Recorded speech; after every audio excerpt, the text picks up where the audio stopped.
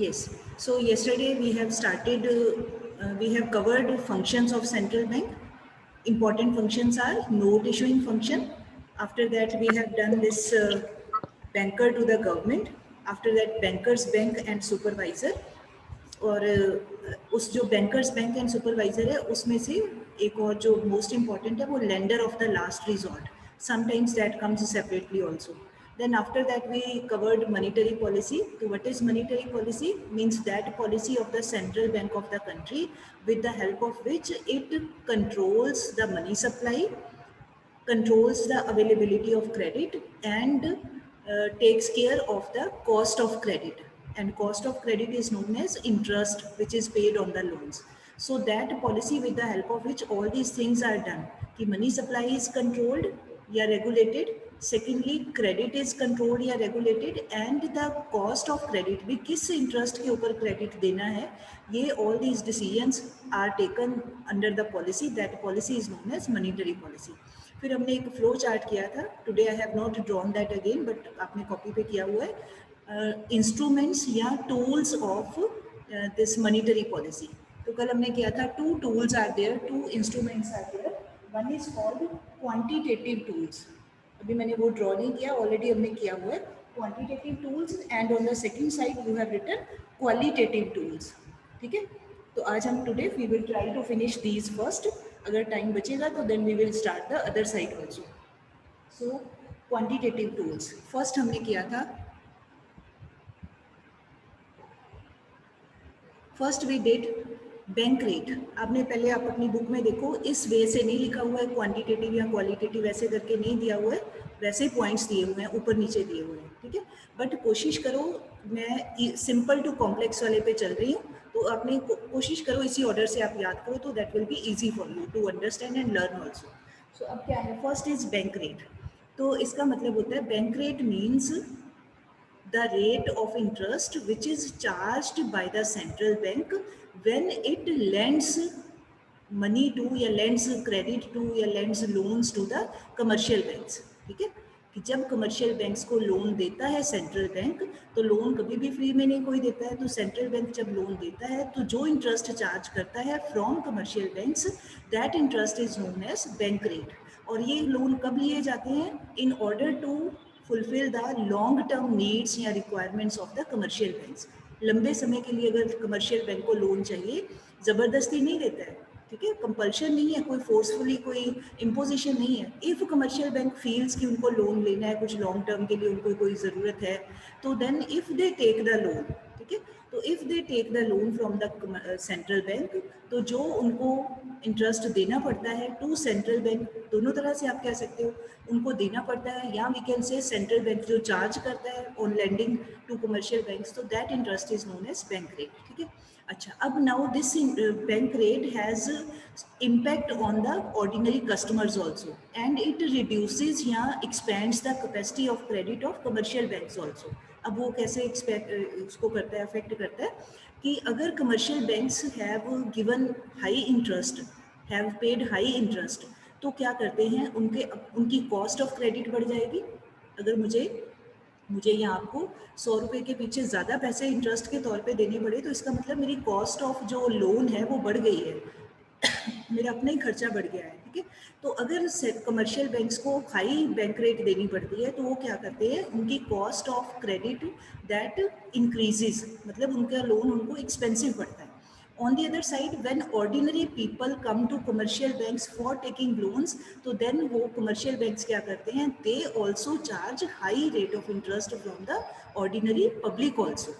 क्योंकि उन्होंने खुद ही महंगा लोन लिया होता है, तो आगे लोगों से भी अब वो खर्चा तो पूरा करना ही है उन्होंने, तो then they also charge high interest rate from the ordinary people. जो भी बिजनेसमैन या पीपल जो भी जाते हैं, उनसे ज़्यादा इंटरेस्ट वो चार्ज करते हैं.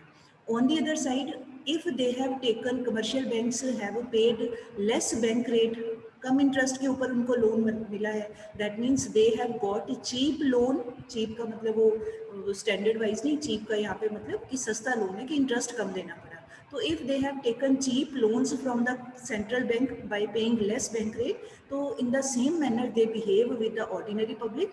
तो when ordinary people they go to the commercial banks for taking loan, तो वो जो कमर्शियल बैंक्स हैं they also charge less interest from them. मतलब it depends upon their cost. If they have paid more interest, so they will charge more interest from the people. If they have paid less interest, then they will also charge less interest from the people. ठीक है, तो ये इसका मतलब हो गया कि जो बैंक रेट है ये लॉन्ग टर्म के लिए होता है, बस ये हमने मेन याद रखना है, शॉर्ट टर्म के लिए नहीं होता है. ठीक है जी. तो if credit is to be expanded, credit को बढ़ाना है इकोनॉमी के अंदर, लोगों को इनकरेज करना है कि वो ज़्यादा लोन लें. ठीक है, ज़्यादा लोन लेके अपने कामों में लगाए, अपने एम्प्लॉयमेंट की जो भी अपना बिजनेस करते हैं, जो भी काम है उसमें इन्वेस्ट करें, ज़्यादा पैसे लें लोन लेके. तो सेंट्रल बैंक क्या करता है, अगर if it wants to expand credit, then it keeps the bank rate low. कम रखेगा तभी कमर्शियल बैंक ज़्यादा लोन लेंगे और तभी वो लोगों को भी कम इंटरेस्ट के ऊपर लोन देंगे. तो अगर central bank wants the credit expansion, लोगों को इनकरेज करना चाहता है लोन लेने के लिए, then it keeps the bank rate low. On the other side, if it wants to control credit, जैसे इन्फ्लेशन के समय पे लोगों के पास पैसे ज़्यादा होते हैं, उसको कंट्रोल या लोगों को डिस्करेज करना है कि वो ज़्यादा लोन ना लें. ठीक है, तो डिस्करेज कब होता है, जब हमें ज़्यादा इंटरेस्ट देना पड़ता है. तो फिर eight that time central bank keeps bank rate high. अगर उसने क्रेडिट को कॉन्ट्रैक्ट करना है, उसको श्रिंक करना है, उसको रिड्यूस करना है, लोगों को डिस्करेज करना है from taking loans, then it keeps the bank rate high. On the other side, if it wants to expand, means if it wants to encourage people to take more loans from the bank, commercial banks, ठीक है, तो वो क्या करता है, अपने interest को, bank rate को कम कर देता है. It reduces the bank rate. ये हमारा एक आगे भी लेसन आएगा, तो तब भी आपने याद रखना है कि अगर इनकरेज करना है तो बैंक रेट को कम रखा जाता है, अगर लोन लेने की हैबिट को डिस्करेज करना है, रिड्यूस करना है, तो बैंक रेट को ज़्यादा कर दिया जाता है ताकि लोगों को एक्सपेंसिव लोन मिले. क्यों? क्योंकि कमर्शियल बैंकों ने आप ही ज़्यादा इंटरेस्ट देके बोरो किया होता है फ्रॉम सेंट्रल बैंक. ठीक है, तो बस ये अपने लॉजिक आपने याद रखना है. Once the logic is clear to you, then it will be easy for you to make the explanation. Then second is open market operations. मैंने शॉर्ट फॉर्म में लिख दिया, आपने पूरा लिखना है ओपन मार्केट ऑपरेशन. इसमें जो नीचे कंडीशंस दिए ना वो नहीं करनी, उसको यू कैन क्रॉस, पढ़नी हुई पढ़ लेना, बट वो अदरवाइज सिलेबस में नहीं है, हमने मेन ही ऊपर वाला पार्ट करना है. अब ओपन मार्केट ऑपरेशंस क्या होते हैं? They refer to, please underline, buying and selling of government securities by the central bank from the public and commercial banks, या to the public and commercial banks. अब ये बड़ा डिफिकल्ट सा लगता है, इसका क्या मीनिंग है? Very simple. इसमें क्या होता है, गवर्नमेंट के पास सिक्योरिटीज़ होती हैं या ट्रेजरी बिल्स होते हैं. अब वो सिक्योरिटी या ट्रेजरी बिल क्या होते हैं? कुछ खास नहीं, उसका मतलब एक तरह के सर्टिफिकेट्स होते हैं, जैसे आपकी क्लास का सर्टिफिकेट होता है ना, 10th का बोर्ड का सर्टिफिकेट, ऐसे सर्टिफिकेट्स होते हैं. मनी, उनको बोला जाता है मनी इंस्ट्रूमेंट्स या सिक्योरिटीज़, या उसी को कह देते हैं ट्रेजरी बिल्स. तो अब क्या होता है, जब गवर्नमेंट ने पैसे इकट्ठे करने होते हैं, मार्केट से लोन लेना होता है, लोगों से पैसा कलेक्ट करना है, तो क्या करते हैं, वो सिक्योरिटीज़ के पेपर्स को क्या किया जाता है? सेल किया जाता है. ठीक है, तो जब सेल करते हैं तो सीधी सी बात है, जब मैं या आपने कोई चीज़ सेल करनी है तो हम किसी को वो चीज़ दे देंगे और बदले में क्या करेंगे? पैसे ले लेंगे. मैंने एक पेन को सेल करना है तो मैं पेन दूंगी किसी को, कस्टमर आएगा तो उसको पेन दूंगी और बदले में उससे 10 रुपीज़ ले लूँगी, जितने का भी पेन है उतने पैसे ले लूँगी. तो क्या होता है कि जो गवर्नमेंट है वो इन सिक्योरिटीज़ को सेल भी कर सकती है, इन सिक्योरिटीज़ को वापस लोगों से परचेज भी कर सकती है. सीधी सी बात, मतलब सिक्योरिटीज़ को जब चाहे as per the need of the time, securities के वो जो पेपर्स हैं उनको सेल भी किया जा सकता है, उनको परचेज भी किया जा सकता है. अब वो कैसे? अब जब होता है, और वो कहाँ से? लोगों से भी कर सकती है या कमर्शियल बैंक्स से भी कर सकती है. ठीक है, जो गवर्नमेंट है, अब गवर्नमेंट क्योंकि सीधा डील नहीं करती, तो हमने पहले किया, जो सेंट्रल बैंक के फंक्शंस में गवर्नमेंट के बिहाफ के ऊपर all the activities are performed by central bank. अब गवर्नमेंट के मिनिस्टर सीधे जाके कोई सेल परचेज नहीं करते हैं, गवर्नमेंट के बिहाफ के ऊपर सेंट्रल बैंक ये सारा कुछ काम करता है. ठीक, तो अब क्या होता है कि अगर टाइम है इन्फ्लेशन का, महंगाई का टाइम है, और लोगों की को डिस्करेज करना है कि और पैसे खर्चने से उनके परचेजिंग पावर को स्क्वीज़ करना है. स्क्वीज़ करने का मतलब रोकना है, कॉन्ट्रैक्ट, श्रिंक करना है, कम करना है.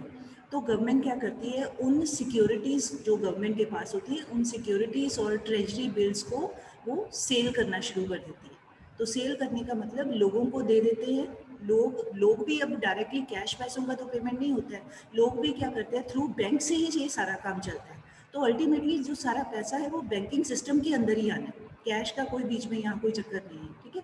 तो अगर लोगों को भी सेल करते हैं तो लोग भी वो थ्रू चेक ही अपनी पेमेंट्स करते हैं या लेते हैं देते हैं, जो भी काम है ट्रांजैक्शन बैंकिंग के सिस्टम के जरिए ही होती हैं, तो वो अल्टीमेटली पैसे बैंकों में ही जाते हैं, ठीक है। तो यहाँ पब्लिक लिखा हुआ है एंड कमर्शियल बैंक, अल्टीमेटली बैंकों में ही जाएगा। तो अगर गवर्नमेंट जो है, गवर्नमेंट उनको सिक्योरिटीज़ को सेल करती है, सेल करने का मतलब सिक्योरिटीज़ के पेपर उनको दे दिए और बदले में पैसे ले लिए, जितनी भी वैल्यू की वो सिक्योरिटी होगी, मान लो 10,000 रुपीज़ की है तो 10,000 रुपीज़ ले लिए, बदले में वो सिक्योरिटी का पेपर दे दिया, उस पर ये लिखा होता है कि एक स्टिपुलेटेड टाइम के बाद वो पैसा वापस भी किया जाएगा। उसका मतलब ये नहीं कि कभी वापस ही नहीं करना, कि गवर्नमेंट ने ले लिया तो मुड़ के देना नहीं, ऐसा नहीं, वापस करने का पूरा लिखा होता है, but for the time being on the spot वो लोगों से वो पैसे ले लिए जाते हैं, ठीक है। अच्छा, लोग किस लालच में देते हैं, लोगों को लगता है कि हमें फ़ायदा होगा इसमें, तो लोग ले लेते हैं, मर्जी है लोगों की, ठीक। ऑन दी अदर साइड अगर हो डिफ्लेशन का टाइम, डिफ्लेशन मतलब जब चीज़ों के रेट कम हो रहे होते हैं, एम्प्लॉयमेंट कम हो रही होती है, लोगों के पास इनकम नहीं होती, खर्च नहीं करते हैं वो, तो मतलब एक डिप्रेशन का टाइम चल रहा होता है, तो वो ड्यूरिंग दैट टाइम, डिप्रेशन के टाइम पे या मंदी के टाइम पे या डिफ्लेशन के टाइम पे government starts purchasing those securities. अब गवर्नमेंट परचेज करती है, परचेज करने का मतलब अनाउंस किया जाता है, डिक्लेयर किया जाता है कि भाई हाँ, जो अपनी सिक्योरिटीज़ बेचना चाहते हैं वो हमें बेच दें, मतलब लोग बेचेंगे तो गवर्नमेंट, इसका मतलब गवर्नमेंट परचेज करना शुरू कर देती है। तो व्हेन गवर्नमेंट परचेजेस दो सिक्योरिटीज़, तो क्या होता है, वो सिक्योरिटी के पेपर वापस ले लेते हैं और बदले में जितना भी अमाउंट बना हुआ होता है, पैसे बने हुए होते हैं, that money is given to the people या कमर्शियल बैंक्स। अब वो मनी भी डायरेक्टली कैश नहीं हैंड ओवर किया जाता, वो भी चेक्स के जरिए होता है, तो अल्टीमेटली वो चेक भी कमर्शियल बैंकों में ही जाएंगे, ठीक है। फिर से सुनो मैंने क्या बोला, अगर होता है ओपन मार्केट ऑपरेशंस मतलब sale and purchase of government securities and treasury bills to the public या टू द कमर्शियल बैंक्स, और फ्रॉम द पब्लिक और फ्रॉम द कमर्शियल बैंक्स, दोनों तरह से लाइन बन जाती है।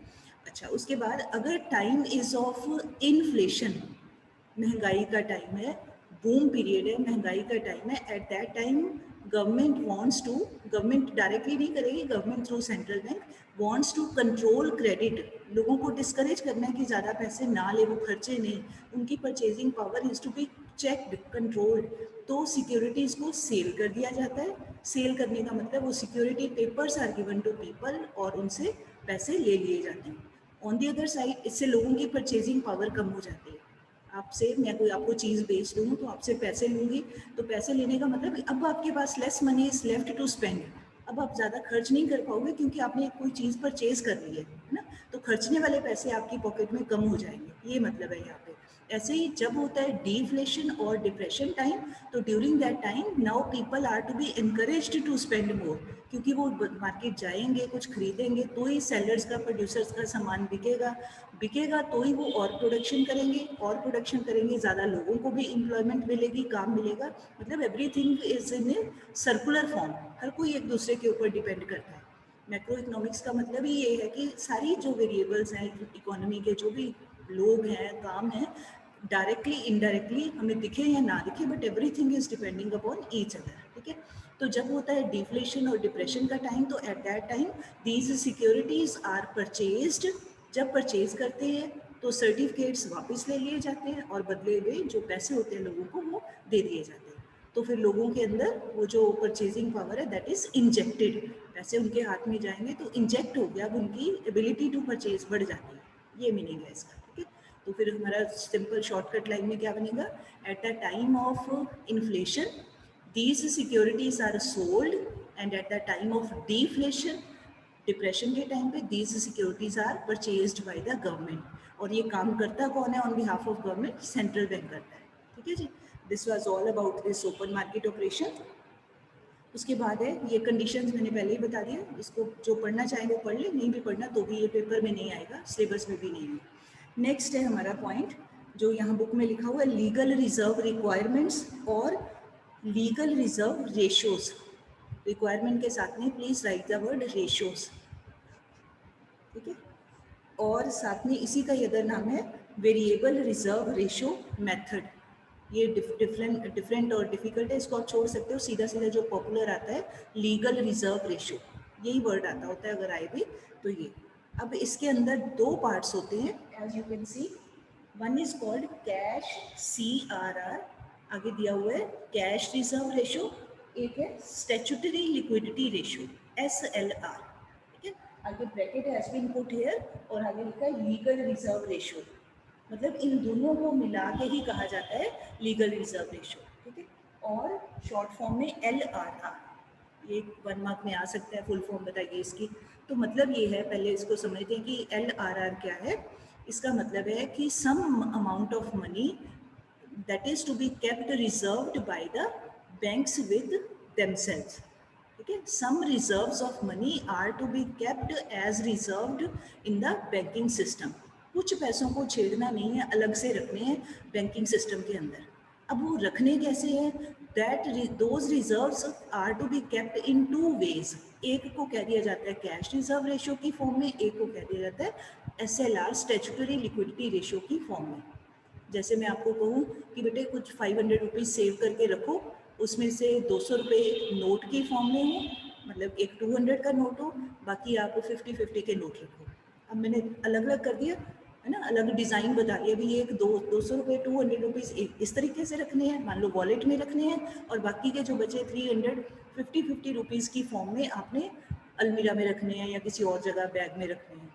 मतलब मैंने आपको तरीका बता दिया, रखे तो टोटल 500 ही हैं। तो ऐसे ही बैंकिंग सिस्टम के अंदर कुछ पैसे रिजर्व अलग से रखने होते हैं, मतलब उनको यूज़ नहीं करना है। अलग से रिजर्व रखने का मतलब उनको एक तरफ रखना है, they are not to be utilised, उनको लोन देने के लिए यूज़ नहीं करना है, उनको किसी और खर्च के लिए यूज़ नहीं करना है। रिजर्व का मतलब ही एक तरफ अलग रखना, ठीक। अब वो 2 ways से those reserves can be kept. पहला क्या है, कैश रिजर्व रेशियो। अब अंडरलाइन करिए, कैश रिजर्व रेशियो का मतलब, first line, minimum percentage of net demand and time liabilities to be kept by the commercial banks with the central bank. Minimum percentage of net time and demand, net demand and time liabilities. अगर ये word difficult लगे तो आप सीधा भी कर सकते हो, minimum percentage of the deposits of the commercial banks to be kept with the central bank, सीधा भी ये कर सकते हैं। मतलब ये पहले सिंपल समझते हैं, उसके बाद मेन टर्म पे आते हैं।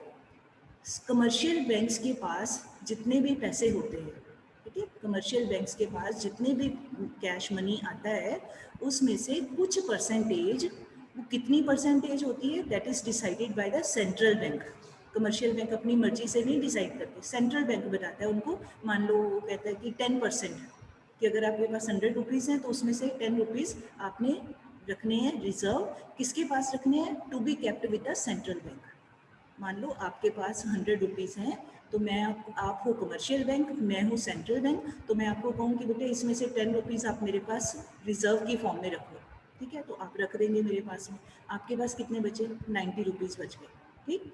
अब वो जो 10 रुपीज़ हैं मैंने संभाल के रखने हैं, मैंने उसको यूज़ नहीं करना है, मैंने उसको किसी और को लोन देने के लिए भी यूज़ नहीं करना, कुछ नहीं करना, बस रिजर्व रखने हैं, ठीक। तो this percentage is decided by the central bank कि कितना परसेंट रखना है।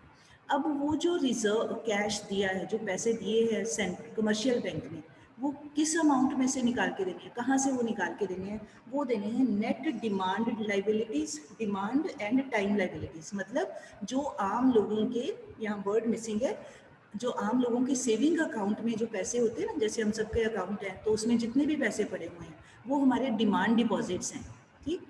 जब चाहे निकाल लें, जब चाहे जमा करवा दें, मर्जी है हमारी, वो हमारे डिमांड डिपॉजिट्स हैं। ऐसे ही लोग जो है वो बैंकों में अपने टाइम डिपॉजिट भी करवाते हैं, FDs भी करवाते हैं, टर्म डिपॉजिट जिसको बोलते हैं लंबे टाइम के लिए, वो भी करवाते हैं।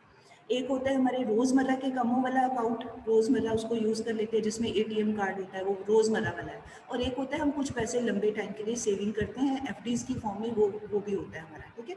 तो ऐसे बैंकों के पास नेटवर्क का मतलब कि बैंकों का आपस में जो लेन देन है उसको नहीं करना है, इंटर बैंकिंग ट्रांजेक्शन्स को नहीं लेना है, उनकी अपनी सेविंग्स को नहीं लेना, जो आम लोगों का है उसको सिर्फ कंसिडर करना है।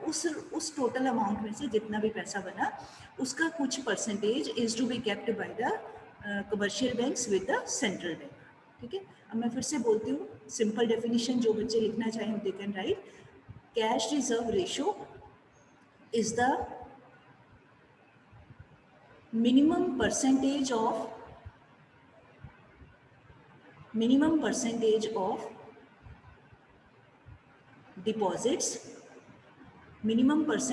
deposits, which are to be kept by the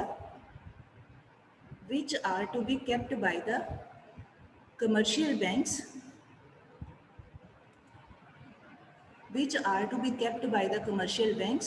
with the central bank, ठीक है। अब मैंने ये बीच में ये वर्ड छोड़ दिया, net demand and time liability, क्योंकि कई बार कईयों को डिफिकल्ट लगता है तो वो इसको स्किप कर सकते हैं सीधा सीधा।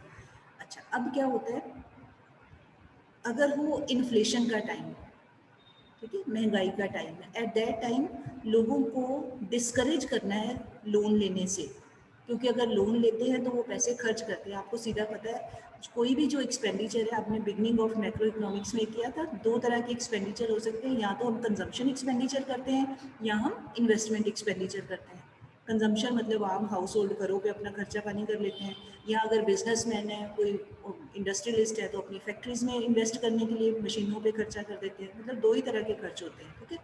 तो अब अगर इसको खर्च को डिस्करेज करना है, रोकना है, कंट्रोल करना है, कैसे कि बैंकों से लोगों को लोन ना मिले या कम मिले, तो क्या करता है central bank, it keeps this cash reserve ratio high. अगर हाई रखेगा, इसका मतलब अब कमर्शियल बैंक ने, अगर उसके पास 100 रुपीज़ हैं, जैसे मैंने पहले एग्जांपल दिया 10 रुपीज़ रखना है। अच्छा, अब मैं मान लो मैं सेंट्रल बैंक हूँ, तो अब मैं कहूँ कि नहीं 10 रुपीज़ नहीं रखने, आपने मेरे पास 30% रखना है। मतलब अगर आपके पास 100 रुपीज़ है तो मेरे पास 30 रुपीज़ आप रखो रिजर्व की फॉर्म में। तो यू आर बाउंड, क्योंकि आप बैंकिंग सिस्टम में एफिलिएटेड हो, तो आपको कहना तो मानना पड़ेगा, आरबीआई के ऑर्डर को तो इग्नोर नहीं कर सकते। तो 30 रुपीज़ आप रख देते हो, इसका मतलब now you are left with 70 rupees. तो अब आपके पास 70 रुपीज़ ही हैं जो आप आगे आम पब्लिक को लोन दे सकते हो। आपके पास जो एक्स्ट्रा पैसे बचे वो 70 रुपीज़ ही बचे, आप उसको लोन के तौर पे दे सकते हो। इसका मतलब मैंने क्या किया, I have reduced your ability to lend to the public. आपकी लेंड मतलब उधार देने की एबिलिटी को मैंने कंट्रोल किया है। पहले आप देते थे मुझे 10 रुपीज़, 100 में से 90 आपके पास बचते थे, आप लोगों को लोन दे सकते थे। बट अब मैंने उसको कैश रिजर्व रेशियो को इंक्रीज कर दिया, 30% कर दिया, 100 में से 30। तो अब 30 रुपीज़ अपने पास रख लिए और बाकी बच के आपके पास, you are left with 70 rupees. इसका मतलब अब आपके पास लोगों को लोन देने के लिए कितना पैसा है, 70 रुपीज़ है। मतलब मैंने आपकी एबिलिटी टू लेंड को कंट्रोल कर दिया, ठीक है। ऑन दी अदर साइड, अगर है डिफ्लेशन का टाइम, डिप्रेशन का टाइम है, ठीक है, तो एट दैट टाइम इनकरेज करना है कि लोग ज़्यादा लोन लें। तो लोगों को ज़्यादा लोन देने के लिए पहले कमर्शियल बैंकों के अपने पास पैसे होंगे तभी लोन देंगे। तो अब क्या करता है, ड्यूरिंग डिफ्लेशन या डिप्रेशन टाइम, अब सेंट्रल बैंक इस कैश रिजर्व रेशियो को कम कर देता है। जैसे मैंने पहले 30% कहा, अब मैं उसको रिड्यूस करके कह दूँ कि पहले 30% है, मैंने 30 रुपये ले लिए आपसे, अब मैं कहूँ नहीं 30% नहीं, 10% ही आपने मेरे पास रखनी है। तो आप 10 रखोगे तो इसका मतलब अब आपके पास 70 की बजाय 90 रुपीज़ बच जाएंगे अपना लोगों को लोन देने के लिए, ठीक है। तो सीधे से टर्म्स में या सीधे वर्ड्स में हम कह सकते हैं कि अगर हो इन्फ्लेशन का टाइम, महंगाई का time, at that time credit is to be controlled, लोगों को पास कम पैसे जाने चाहिए। With this intention cash reserve ratio is kept high, उसको ऊंचा रखते हैं ताकि commercial banks can provide less loans to the people. On the other side, अगर है इकोनॉमी के अंदर डिफ्लेशन का टाइम, फॉल इन प्राइसेस वाला टाइम चल रहा है, मंदी का टाइम चल रहा है, at that time central bank wants commercial banks to give more loans to people, तो then it keeps cash reserve ratio low, ठीक है। ये याद रखना है आपने। तो इस तरीके से ये CRR काम करता है। इन द सेम मैनर जो स्टैट्यूटरी लिक्विडिटी रेशियो है वो क्या होती है, अभी पहले मैंने क्या बोला आपको, आई हैव सेड कि सेंट्रल बैंक के पास रिजर्व रखना है। अब जो स्टैट्यूटरी लिक्विडिटी रेशियो है, बाकी सारा सेम प्रोसेस है। अब इसमें क्या है, अब कमर्शियल बैंक्स, जो सेंट्रल बैंक है उनको कहते हैं, now commercial banks they have to keep some percentage of their reserves with themselves. commercial banks have to keep some part या some percentage of their total reserves with themselves. मतलब commercial बैंकों के पास जितने पैसे हैं, पहले सिंपल समझते हैं, जितने पैसे हैं उसका कुछ पार्ट, कुछ परसेंटेज उन्होंने अपने पास ही रखना है. Earlier I said central bank के पास रखना है, वो हो गई CRR. अब क्या है, दूसरा हिस्सा क्या है कि अब कमर्शियल बैंकों ने कुछ पैसे अपने पास ही रखने हैं हमेशा रिजर्व फॉर्म में. जैसे अभी मैंने एग्जांपल दिया कि आपके पास, आप कमर्शियल बैंक हो, यू हैव 100 रुपीज़, आपके पास टोटल डिपॉजिट्स 100 रुपीज़ हैं. अब आपने उसमें से मान लीजिए 40 रुपीज़ आपको सेंट्रल बैंक ने कहा है कि उसमें से 40 रुपीज़ आप अपने पास एक तरफ रख दो रिजर्व फॉर्म में. वो खर्चने नहीं है, ना ही लोगों को लोन देना है, ना ही उसको किसी और तरीके से किसी और काम में यूटिलाइज करना है, सिर्फ उसको एक साइड पे रखना है रिजर्व फॉर्म में. तो अगर ऐसे रखा जाता है then it is called statutory liquidity ratio. means that part of the total deposits of the commercial banks which they have to keep with themselves every time. अच्छा, अब रखना कितना है, कितने परसेंट रखना है, वो commercial bank they don't decide on their own. This decision, this order is given by the central bank. ठीक है, क्यों सेंट्रल बैंक देता है ये सारे ऑर्डर? क्योंकि वो एपेक्स बॉडी है, उसी की गाइडलाइंस के under all commercial banks they have to work and they have to follow. ठीक, तो अब आ जाए टेक्निकली जो डेफिनेशन है. SLR means minimum percentage of, आगे वही है, net demand and time liabilities. कि लोगों के जो आम सेविंग अकाउंट में पैसे पड़े होते हैं डिमांड डिपॉजिट्स की फॉर्म में, plus time liabilities. Time liabilities का मतलब, लाइबिलिटी वर्ड का मतलब कि हमारे लिए तो फिक्स्ड डिपॉजिट है जो हम टर्म डिपॉजिट या टाइम डिपॉजिट कराते हैं, पर वो बैंक के लिए उसको क्या बोला जाएगा, उसकी लाइबिलिटी है कि जितने भी टाइम की है, 5 इयर्स का टाइम डिपॉजिट है या FD है, तो 5 साल के बाद वो बैंक की जिम्मेदारी है, लाइबिलिटी है उस पैसे को विद इंटरेस्ट हमें वापस करना. आप कभी भी देखो, कभी भी बैंक जाओ तो हमें मना नहीं किया जाता है कि आपको